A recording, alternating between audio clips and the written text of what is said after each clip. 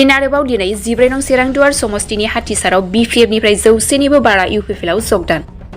चिरां जिल्लानि 14 नं चिरां-दुवार समस्ति हाथिसारनि 2 नं धोरोमपुर गामिनि आरो आइफवालि सुत्रधर गामिनि रायजो राजाफ्रा फिन बिटिसिनि बारग' लेङाइ गाहाय मावफुं सोद्रोमा खाम्फा बरगयारिनि नुजाथिनायाव 100 नखरनि बारा बिपिएफखौ नागारना इउपिपिएलआव जगदान जायो। बे हाबाफारियावनो बाहागो लाफादोंमोन इएम रनजित बसुमतारीनि पिए प्रणय बसुमतारी, टिएलएलसिसिनि मासिगिरि अमर सिंह ब्रह्म आरो 14 नं चिरां-दुवार ब्लक कमिटिनि नेहाथारि निखिल बरगयारिजों लोगोसे ओनसोलनि दैदेनगिरिफ्रा।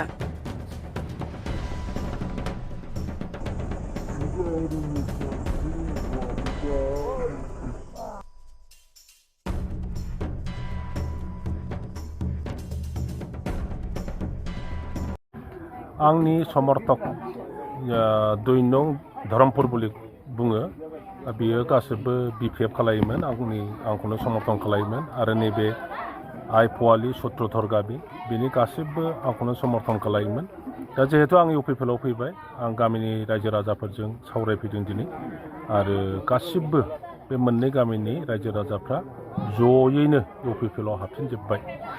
बेनो माखासे जायगाफ्राव ओमफ्राय बिसोरो फैनाय दङ, गुबुन गुबुन गामियाव दाबो दङ। 1 नं खाग्राबारियाव आं थांगोन, ओरै आमबारियाव आं थांगोन, फुलबारियाव आं थांगोन, ओरै सनापुराव आं थांगोन आरो मा गामि होनो बेहाय आं गासिबो थांजोबगोन। जायफ्रा बिपिएफ खालामोमोन आंजों बिथांमोनजों आं रायज्लायहैगोन। सोरबाया फैगोन, सोरबाया थागोन, गासिबो 100% जे फैगोन आं बेखौ साना।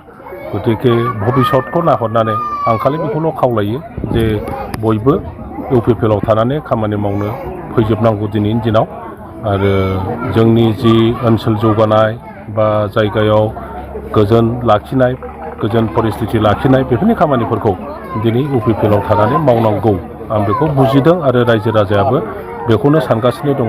दा स्कप मोनथ'वाखै, आं जेरावखि थाङा मानो बयबो बे खोथाखौनो बुंजोबलायदों आरो बयबो इउपिपिएलआव जगदान होनायनि गोसो गोथारैनो जगदान होदों।